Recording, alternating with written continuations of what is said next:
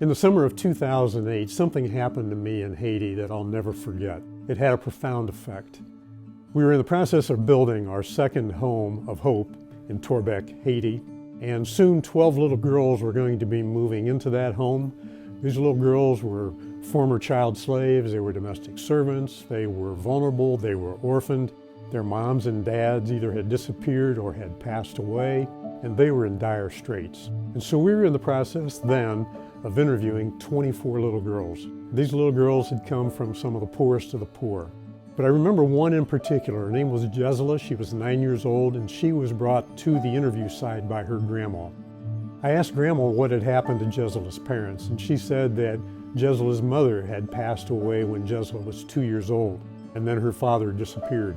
So Grandma said I had to take care of her, and she says, I can't do that anymore. I'm getting old. I'm going to have to give her to someone else. In Haiti, when a child is given to someone else, that child ultimately becomes a child slave, a domestic servant. They are abused, they are hurt, they are damaged. And I looked at little Jesulah, who had red hair, she had a distended stomach, she was malnourished, and I knew that her situation was dire. I asked Grandma, how's Jesulah's health? And she said, oh, she gets sick a lot. And I said, so how does she get sick? Is it a headache? Is it in her chest? Is it in her stomach? And she says, oh, it's always in her stomach. And I said, why does she always get sick in her stomach? And she says, well, it always happens when she eats dirt. Shocked, I stood back and I said, why would she eat dirt? And she says, oh, don't you know anything about Haiti? Grandma said, whenever children in Haiti get hungry and they have no food, many times they're going to eat dirt to get rid of the hunger pains. That's when she gets sick.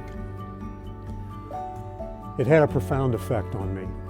Ultimately, Jesulah was going to be one of the 24 girls that we were going to bring into this family, and so she became one of the 12 little girls. 2 months later, the house was built. The 12 little girls that we had interviewed and brought into that home were now a part of a loving family, and I had just gotten there just that week that they had arrived in their new home. On the way to church that Sunday morning, as we were driving down the road, I saw up ahead of us a group of people along the side of the road. As we got beside them, I saw 12 little girls in brand new Sunday dresses along with their mom and dad heading to church. We met them at church, and I watched on that Sunday morning as these girls sang hymns to the praise and the honor and the glory of God, and my heart was touched. After church, we went to their home, and I got a picture of Jesulah in her brand new white dress. She looked like a normal 9-year-old. She was smiling, she was happy, she was full of joy. She was bashful. She looked like a 9-year-old girl should look. And I thought about the profound difference between where she had been and where she was now at. I thought about Jesus and what we read in John chapter 6, verse 35, where he said, I am the bread of life. If anyone follows after me, he'll never hunger. And I thought about Jesulah and the hunger that she had, that was a physical hunger, knowing that as a Restavec, as a child slave, she'd probably never have the opportunity to hear the gospel message. But here she was, already 1 week into her new family, hearing the gospel message of salvation. That truly is a beautiful thing. Today, Jesulah is 22 years old.